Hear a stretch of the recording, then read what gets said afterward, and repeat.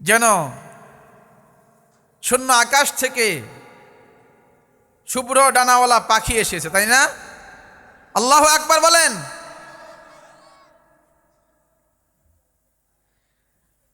এদেরকে আপনাদের ভালো লাগে, মোহাব্বত লাগে? এখন যেই শ্রেণীটা এসে বসলো, এরা কোরআনের পাখি, রাসূলের মেহমান, আল্লাহ পাকের মাহবুব খাস বান্দা, এরা যারা এখনো গুনাহ করতে শিখে নাই, কেবল জিন্দেগি শুরু, জীবন শুরু, এই সকল কোরআনের পাখিগুলো নিশি রজনীতে উঠে আল্লাহর কালামটা হাতে নিয়ে যখন পড়তে শুরু করে, আমার সঙ্গে পড়েন আউযু বিল্লাহি মিনাশ শাইতানির রাজিম। বেগুনাহ কুচি জবানে যখন মালিকের কাছে এই প্রার্থনা শুরু করে, মালিকের কাছে প্রার্থনা এত এত পছন্দনীয় হয়, আল্লাহ রাব্বুল আলামিন তখন যারা খালেস নিয়তে মোহাব্বতের সাথে পড়ে এদেরকে আল্লাহর কালামের 30 পারা হাফেজ হওয়ার জন্য মঞ্জুর করিয়া নেয়। যেই বাচ্চাগুলো এখনো পর্যন্ত শয়তান কি চিনে না, শয়তানের কাজ কি বুঝে না, তারপরেও শয়তান থেকে আশ্রয় চায়, আল্লাহর কাছে আশ্রয় চায়। আল্লাহ বলে, বান্দারে আমি তোমাকে তো আশ্রয় দিবই, তোমার ওসিলায় তোমার মা, তোমার বাবা, তোমার আত্মীয় স্বজনকেও শয়তানের প্ররোচনা থেকে, শয়তানের ধোঁকা থেকে মুক্ত রেখে তোমাদেরকে একসঙ্গে জান্নাতে পৌঁছিয়ে দিব।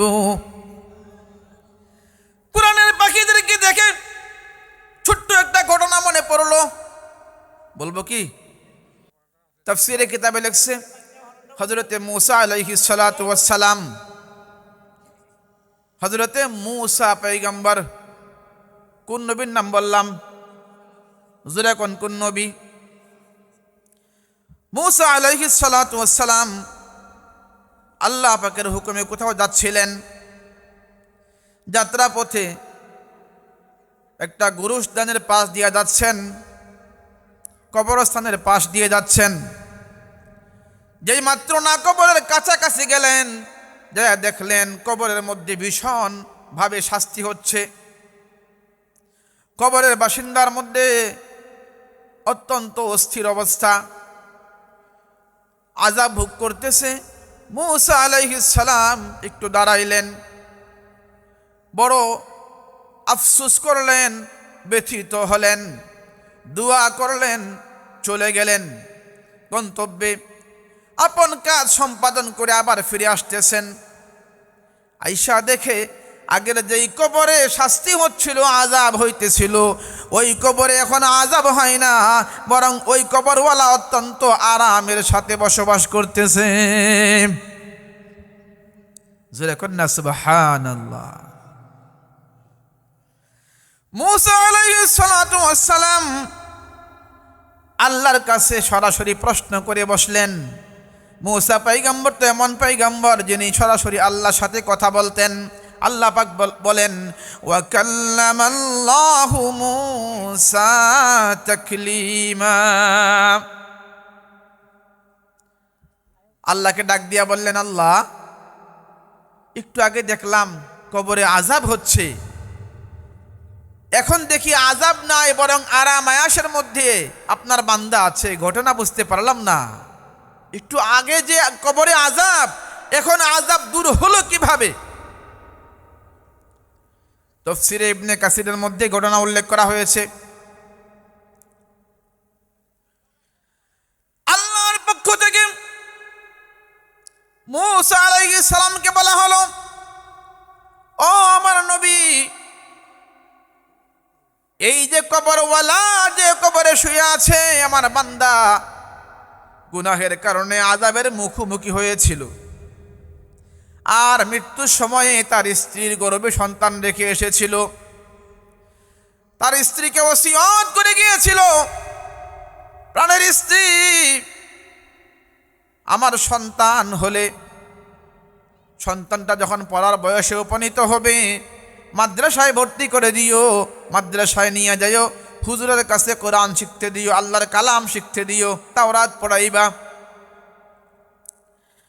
ও আমার নবী, এই বান্দার সেই সন্তান আজকে সন্তানের মা সন্তানটিকে একজন আলেমের কাছে নিয়ে গেল পড়ানোর জন্যে। যখন নিয়ে গেল আসমানি কিতাব শেখার জন্যে, সন্তানের মার কাছ থেকে উস্তাদি সন্তানকে বুঝে রাইখা যখন পড়াইতে শুরু করছে, আমার সেই বান্দার সন্তানের কচি জবানে উস্তাদি যখন তেলাওয়াত করাইছে, আউযু বিল্লাহি মিনাশ শাইতানির রাজিম, বিসমিল্লাহির রহমানির রহিম।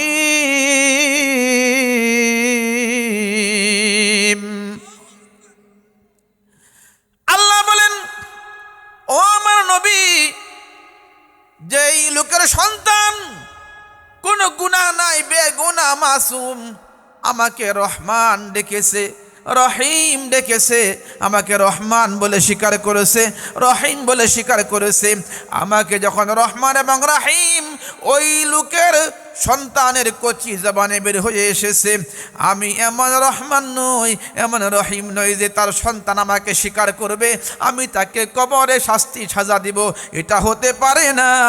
ও নবী, তার সন্তানের ওই রহমান এবং রহিমের কথাগুলো উচ্চারণ করার কারণে আমার রহমতের দরিয়ায় জোশ লেগে গিয়েছে, আমি তার গুনাহগুলো মাফ করে দিয়েছি। ওই তেলাওয়াতের বিনিময়ে বাবার কবরের আযাবকে আল্লাহ পাক মাফ করে দিলেন। মুসা পয়গম্বর দুনিয়ার মানুষকে শোনাইলেন, ও দুনিয়ার মানুষ শোনো, তোমাদের সন্তানটিগুলাকে আল্লাহর কালাম শিখাইবা, আল্লাহর কালাম যখন থেকে শিখতে শুরু করবে তখন থেকেই তোমার নামে সদকায়ে জারিয়ার আমল শুরু হয়ে যাবে। এজন্য মাদ্রাসায় সন্তান দিলে লাভ না ক্ষতি? লাভটা কম না বেশি?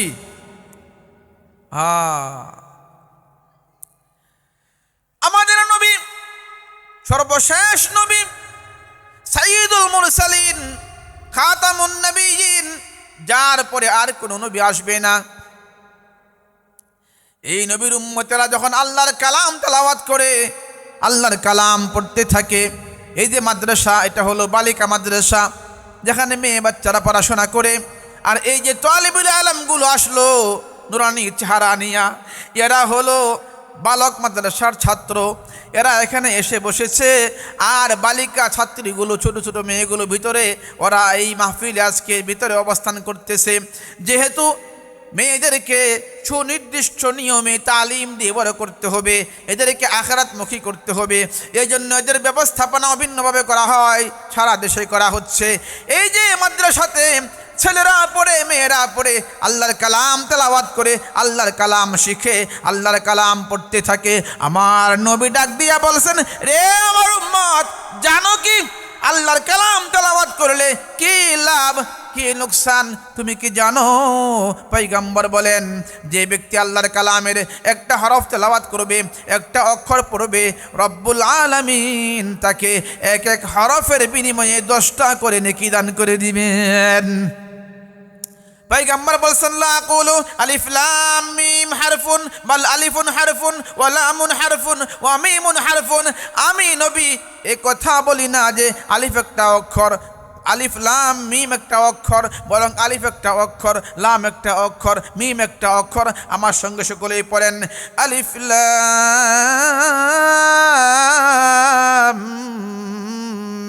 মিম।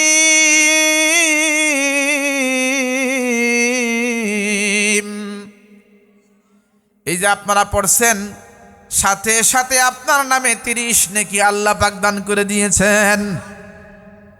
বিশ্বাস হয়? জোরে কোন বিশ্বাস হয়?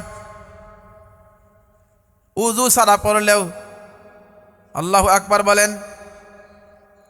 আল্লাহর কালাম আপনি উযু ছাড়া পারবেন, উযু নাই, দোকানে বসে আছেন, বাড়িতে বসে আছেন, গাড়িতে বসে আছেন, সূরা ফাতিহা পড়তেছেন, ইখলাস পড়তেছেন, প্রতি হরফের বিনিময়ে বিনিময়ে 10 করে নেকি আমার আল্লাহ আপনাকে দান করবেন।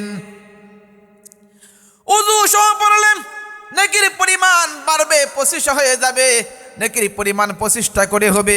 নামাজে বসে বসে পড়বেন, 50 নেকি হবে। নামাজে দাঁড়ায়া দাঁড়ায়া পড়বেন, প্রতি হরফে হরফে আপনার নামে 100 নেকি হয়ে যাবে। কোন সুবহানাল্লাহ। আরেকটা ঘটনা মনে পড়ে গেল, তেলাওয়াতের আয়াতের তর্জমা পড়ে করব, হাদিসের তর্জমাও করব। যেহেতু কোরআনের পাখিরা আসছে, আসার প্রেক্ষিতেই কথাগুলো আসতেছে, আমার কিছু করার নেই। কথা আসে কার পক্ষ থেকে?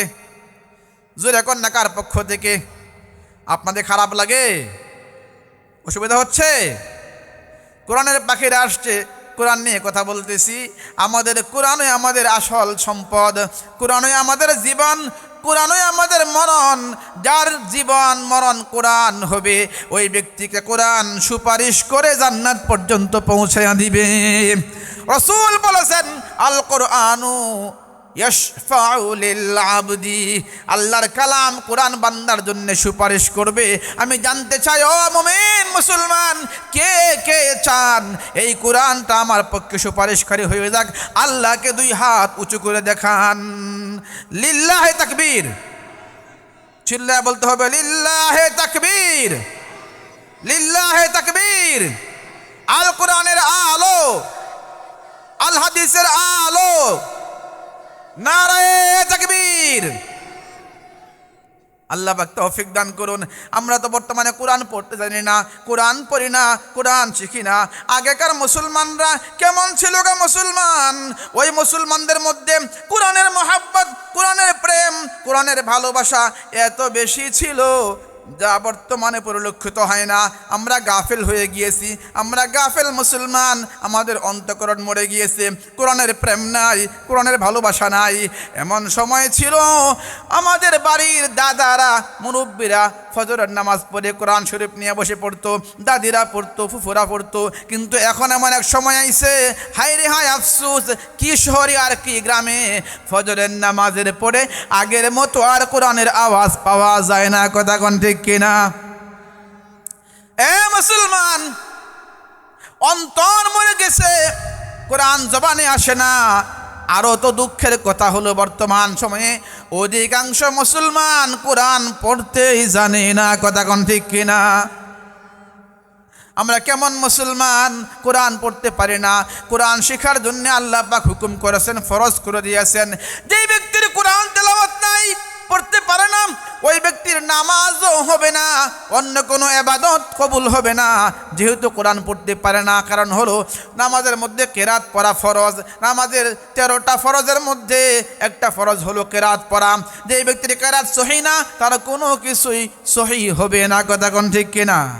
এজন্য কোরআন আমরা শিখব, কোরআন আমরা পড়ব, কোরআনকে ভালোবাসবো, কোরআন নিয়ে বাঁচবো, কোরআন নিয়ে মরবো। আল্লাহ পাক তৌফিক দান করুন, জোরে বলেন আমিন। আগেকার সময়ে শুধু পুরুষরা নয়, মেয়েদের মধ্যেও এই পরিমাণ কোরআন প্রেম ছিল। ছোট্ট একটা ঘটনা বলে সামনের দিকে আগাবো। হযরত আব্দুল্লাহ ইবনে মুবারক রাহমাতুল্লাহ আলাইহি জগৎ বিখ্যাত মুহাদ্দিস ছিলেন।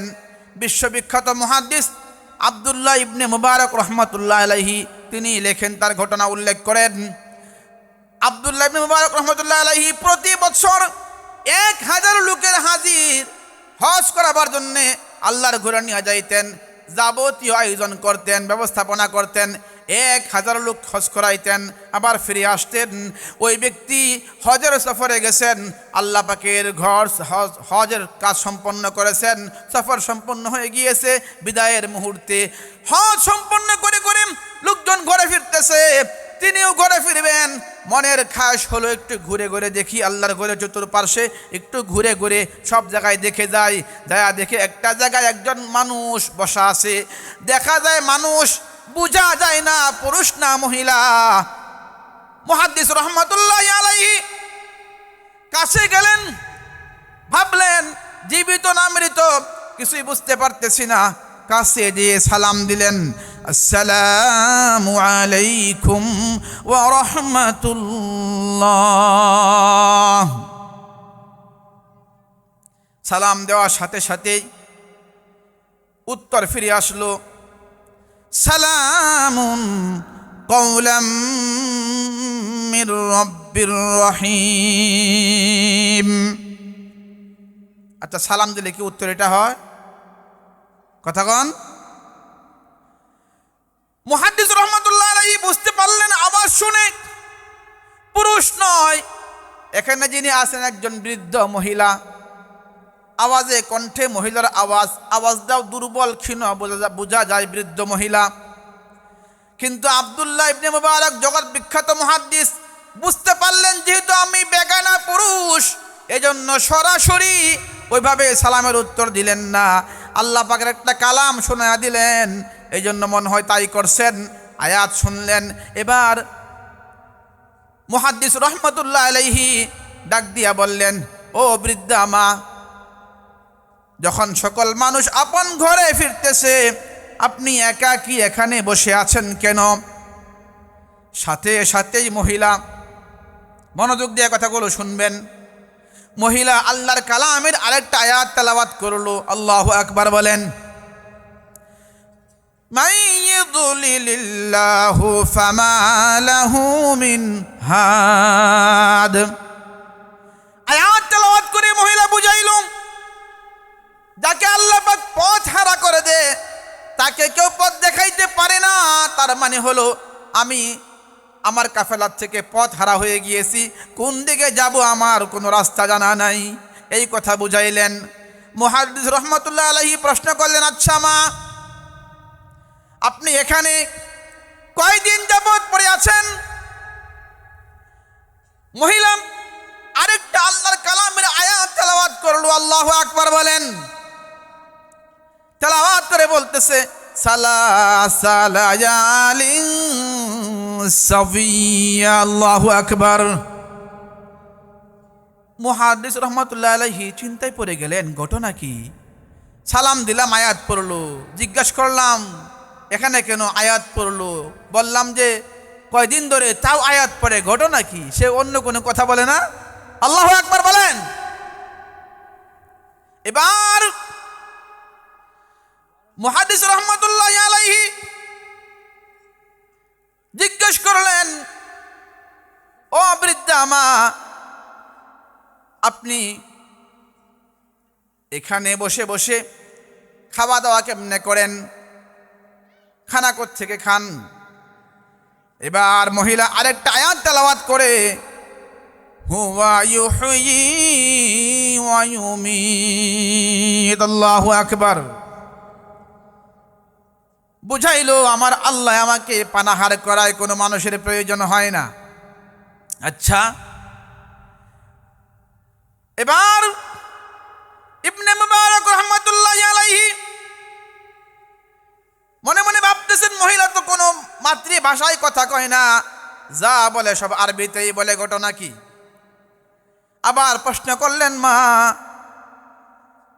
আপনি এখানে কেমনে উযু গোসল করেন, পবিত্রতা কেমনে অর্জন করেন? মহিলা আবার আরেক আয়াত তেলাওয়াত করে জবাব দিল, ফাইল্লাম তাজিদু মাআন ফাতায়াম্মামু সাঈদান তাইয়্যিবা। আল্লাহু আকবার। বুঝাইলো, আব্দুল্লাহ, পানি না পাইলে তায়াম্মুমের মাসালা আছে, তায়াম্মুম করে করে আমি ইবাদত করি। আল্লাহু আকবার বলেন। এবার ইবনে মুবারক চিন্তা করলেন, মহিলাকে মাতৃভাষায় কথা বলানোর চেষ্টা করতে হবে, কিন্তু মাতৃভাষায় কথা বলছে না, আয়াত তেলাওয়াত করতেছে। প্রশ্ন করলেন, ওগো মা, আপনি প্রতি কথায় শুধু কোরআন পড়েন, মাতৃভাষায় কথা বলেন না কেন? কারণটা কি? এই কথাটা মনোযোগ দিয়া শুনবেন, যারা আমার আওয়াজ পাইতেছেন, বাহিরে কি ভিতরে, সকলেই খেয়াল করবেন। ইবনে মুবারক জিজ্ঞাসা করলেন, ও বৃদ্ধা মা, আপনি প্রতি কথায় আল্লাহর আয়াত তেলাওয়াত করেন, কোরআনের আয়াত তেলাওয়াত করেন, মাতৃভাষায় কথা বলেন না কেন? মহিলা এবারও মাতৃভাষায় কথা বলল না। আরেকটা আয়াত পরে মুহাদ্দিস রহমতুল্লাহ আলাইহির জবাব দিয়া দিল, কোন সুবহানাল্লাহ। মা ইয়ালফিযু মিন কাউলিন ইল্লা লাদাইহি রাকীবুন আতীদ।